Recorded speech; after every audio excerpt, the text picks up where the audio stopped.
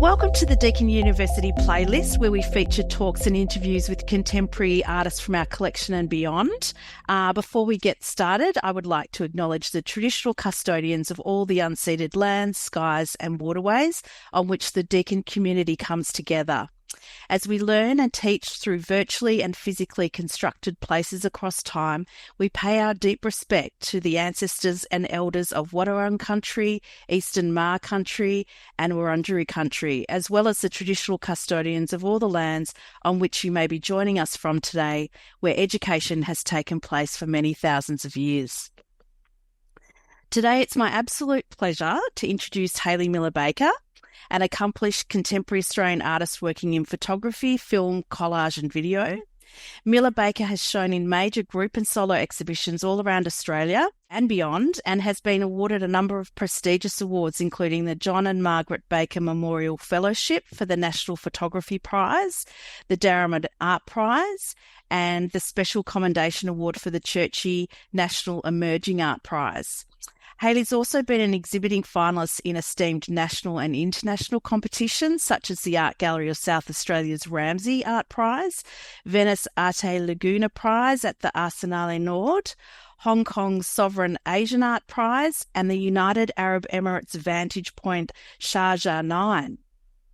Further to this, Hayley has completed a number of significant artistic residencies, including at Gertrude Contemporary, Monash University in Prato, Italy, the Photography Fellowship at the State Library of Victoria, and artist residency at the Substation.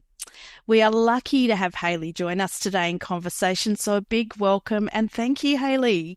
Thanks for having me. Before we start looking specifically at some of your work, in particular the recent portrait shown at Vivian Anderson Gallery in Melbourne, I firstly wanted to find out if there was a definitive moment or a reason why you decided that lens-based art, e.g. photography and film, was the best way to communicate your ideas. There were several reasons for the transition to lens-based media. Firstly, as I was untrained in these mediums, I felt that there was less pressure and a sense of freedom, unbound by the traditional rules and boundaries, and that made them seem limitless compared to my training and knowledge of painting, which is what I was traditionally trained in. Secondly, photography started as a side project to relax my mind while working on larger abstract painting projects.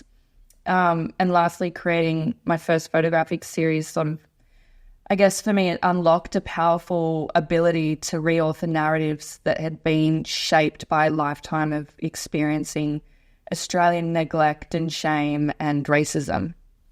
Yeah, absolutely. Some of the works that we have in the Deakin collection were included in a travelling show here at the Deakin Art Gallery called There We Were All in One Place, which featured 5 collections from your first few years of work, of which photo montages were a highlight. Can you tell us a bit about what it was like to see this survey of your work at that time, and then perhaps looking back on it 5 years later?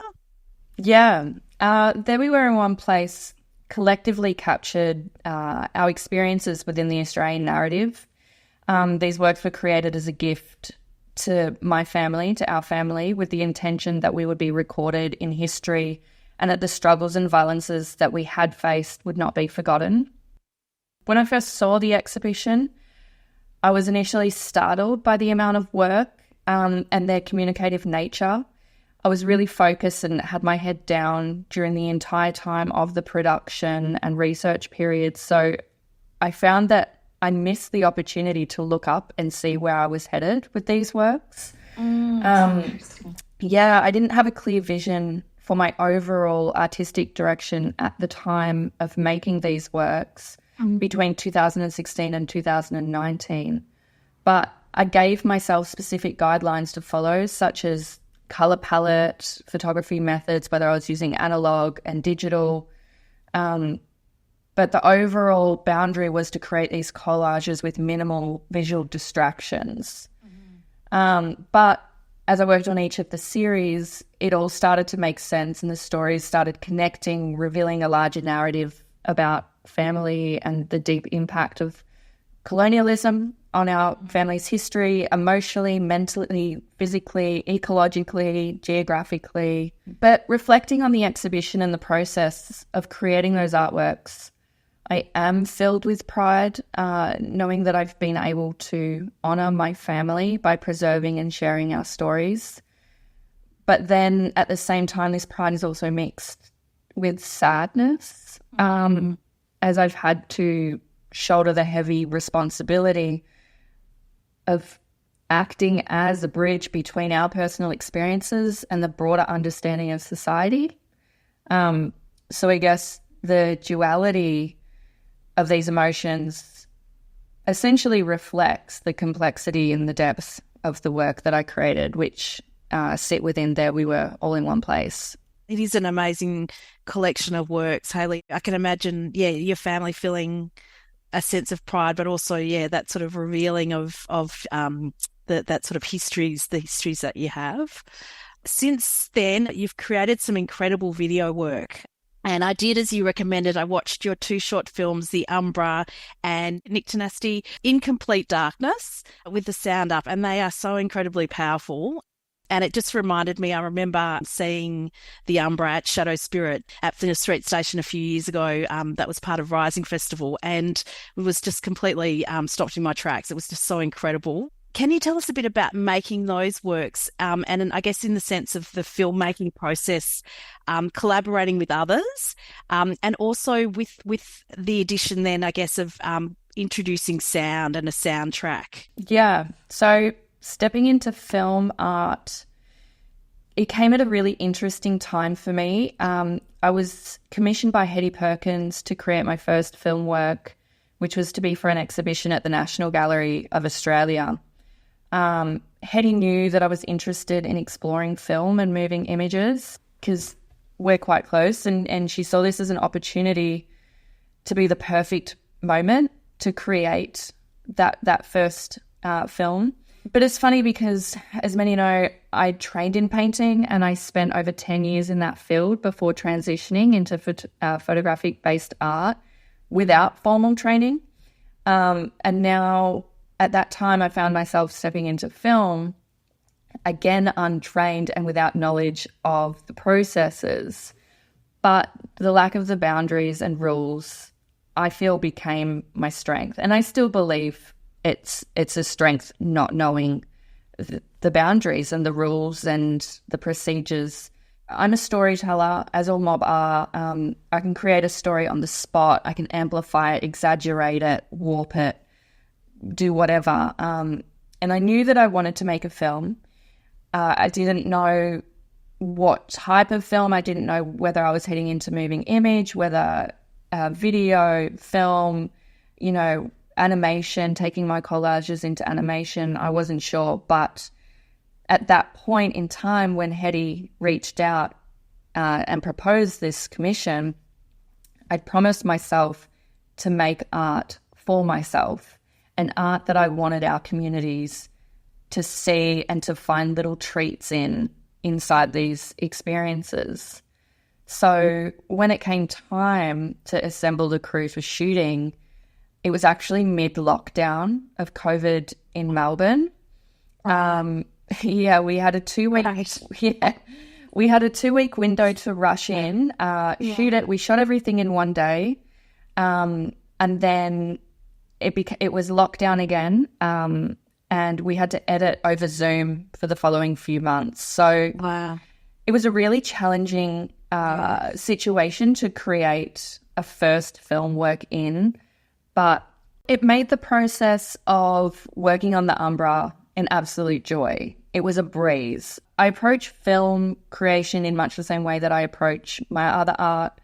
I collect pieces, bring them to the table, start to reassemble the puzzle until I've just got the right number of elements to lead a narrative, but not enough to tell the whole story. But the sound design, that is a whole complex practice within itself. I was lucky that, and I continue to not work alone in this field, in this aspect. I collaborated with Dylan Timsheko on the sound for Nick Nasty the Albra and on Tract. Wow. Yeah, so I usually approach sound with a vibe, which it's it's hard to start with, but a vibe of how I want it to feel inside the audience. Sure. So it's an idea of the direction that it needs to take, this looming sort of meditative ASMR like you don't know that it's getting under your skin until it's there. Yes. So really it's a process of discovery and trial and error. But for On Tract, we spent several weeks developing sound design. But each iteration, it made the protagonist seem like she was reacting to the sound rather than focusing on the performance. So finally, I had a hunch and suggested muting the sound entirely and let's watch it with the sound muted. And the result was powerful. The silence was deafening. It was uncomfortable. It amplified the protagonist's emotions. And silence was the answer. So once we clicked mute, we were like, that's it. Yeah. That's it. I agree. It is really powerful without sound. I guess equally with the sound that you've designed in the other films, it's also that it's perfect for those films as well. It's just really atmospheric and it just grabs you. And as you say, it sort of gets under your skin. Just moving on then, In Life, in Death, which is your most recent show at Vivian Anderson. Also, again, a really powerful exhibition, I felt. I've got this real sense of kind of an exhaustion and maybe the convergence of a number of events for you at the time, quite tangible in those portraits, in conjunction to then with the text that accompanies the portraits. What was the experience of making these works like? And I guess some of the responses that you've had to that exhibition? It's been overwhelmingly positive, which is very comforting. The work was created for personal fulfillment, intended to express my sadness and grief that I've felt over the past 8 and 9 months due to various significant events such as the secondhand trauma of witnessing a genocide, following on from the Violent Voice referendum, and then also receiving life-changing news about my mum's health. But I'd been thinking of creating this series for a few years. It was sitting in my mind and it was things that I was playing with imagery, but it wasn't until these major events that occurred that the direction for the works became clear and the road forward revealed itself. But the small text portrayed as tears running down my face, that's from a poem that I wrote for the series. And the process of creating these works took time, as the content it's deeply intricate and it really required careful development, which I would actually say that all of my work to date is created in the same sense, but I think because it was so personal and vulnerable, this body of work, I really had to tread carefully and care for the work. But yeah, creating these works was emotionally freeing for me. I feel like it provided a sense of relief and a moment to breathe once I had finished them. But I was anxious about whether people would understand them and whether they would get them. But I'm grateful that they did, and I appreciate everyone who's shared their connection to this series. Yeah, I felt like it was something that we all needed to feel and be faced with, and to recognize and acknowledge that we're experiencing complex and intense emotions due to these difficult events in a world that quite literally feels like it's falling apart and ending. But again, as my film works, In Life, in Death is about inducing a feeling, again, a vibe, to a deeper sense of existence. the way that you see those portraits when you see them. It's like there's almost no words that can explain that feeling that you have when you see them. Yeah, amazing, amazing stuff. The physical size of your work has sort of increased over time. And I just was curious whether that was a conscious decision that you've made, or whether that's been because of opportunity or commissions, as you say, like with the video work for NGA. Yeah, well, for me, scale is always determined by what the artwork requires and how it demands the viewer's attention. So I don't create works or large works for the sake of size, or small pieces based on monetary constraints. Scale within my practice is dictated by the narrative and how I need the viewer to engage with the work. So, for example, smaller works like I'm the Captain Now, which were a part of There We Were All in One Place, they invite the audience to get up close and examine what appear to be family photographs. And these images are entirely fabricated and contain clues to the narrative, such as shadows that are cast in the wrong directions, mismatched scales of elements, imagery that feels off. But if these small works were created on a larger scale, the intricacy would be lost and the viewer wouldn't be compelled to engage closely and personally. On the other hand, with In Life and Death, they're large-scale portraits that reveal every small detail of the protagonist, of the sitter, myself. So every pore, hair, and spot are visible on closer inspection. And the closer inspection also reveals the text. Because it is so minuscule, it requires people to really get inside the work, which changes the context and the intentions of the works, which unveils the narrative. But then in my film work, I aim for the audience's entire peripheral vision to be captured by the imagery, which creates this immersive atmosphere. And the inclusion makes the audience feel like they're part of the scene, almost like I like to refer to the audience in my films as peeping toms within the space.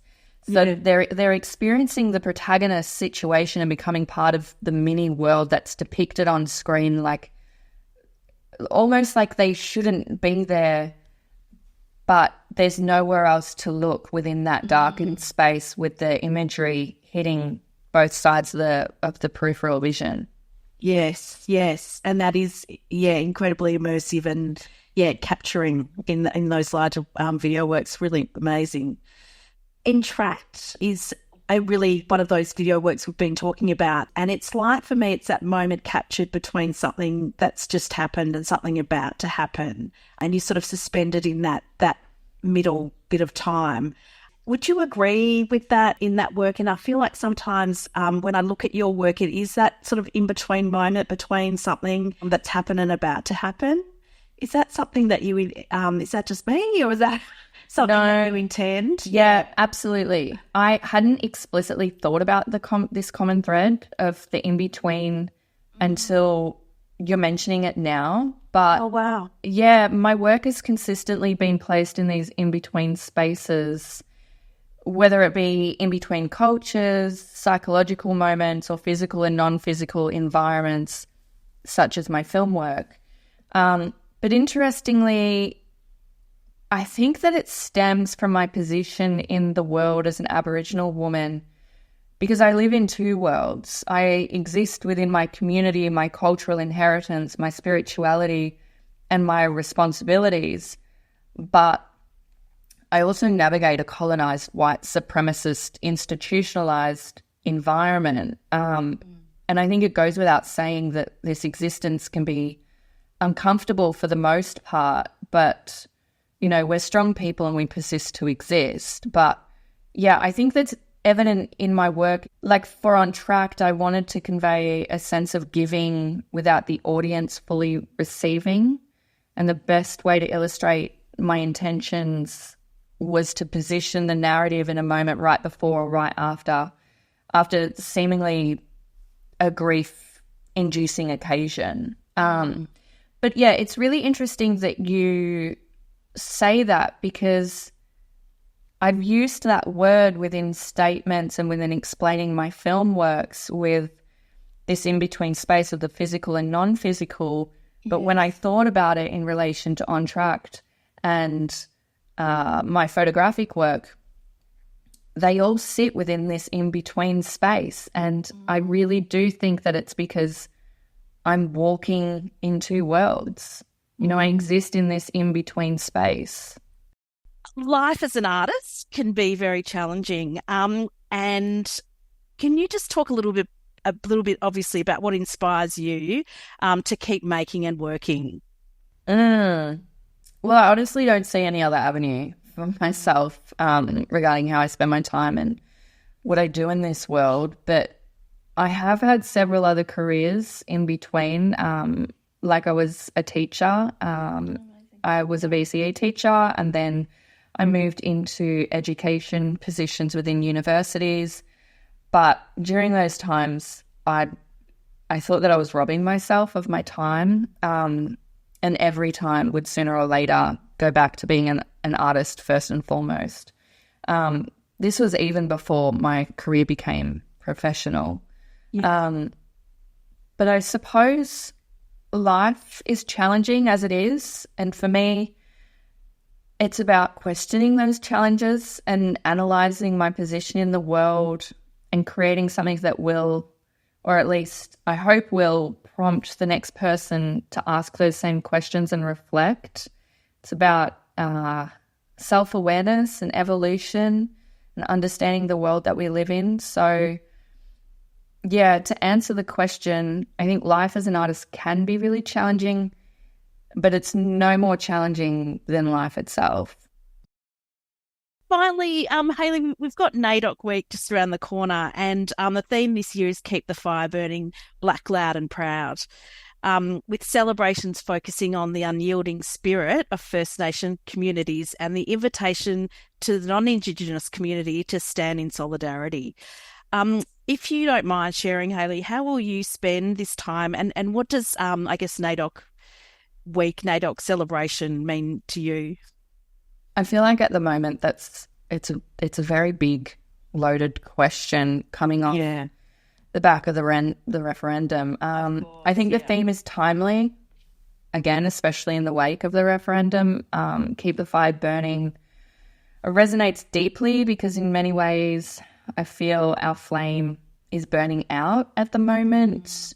We're burning out, and the hope for genuine reconciliation, it seems to be faded, if not has already faded. And it might sound discouraging and morbid, but I guess NAIDOC Week's a powerful reminder for our unwavering strength in the face of a country that has sought to remove us since their arrival. So I don't know. I'm feeling a bit mixed match this year. But again, it serves as a crucial reminder to keep our fire burning and to protect our souls and our spirits. While I could be more optimistic, I think the reality is at this point for me, I'm tired. I'm just tired this year. So I'm not sure, I will look after myself and I will attend NAIDOC.